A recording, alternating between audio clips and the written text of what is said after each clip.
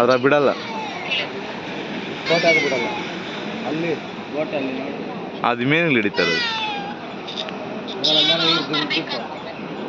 ಇಲ್ಲ ಅದ ಇದ್ದಾನ.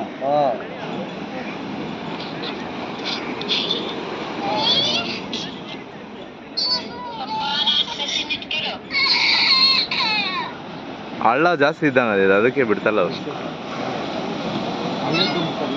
ನೋಡಿ ನೀರು ಅಲ್ಲೇ ಧುಮುಕ್ತಾರೆ, ಅದಕ್ಕೆ ಅವ್ರು ಬಿಡ್ತಾಯಿಲ್ಲ.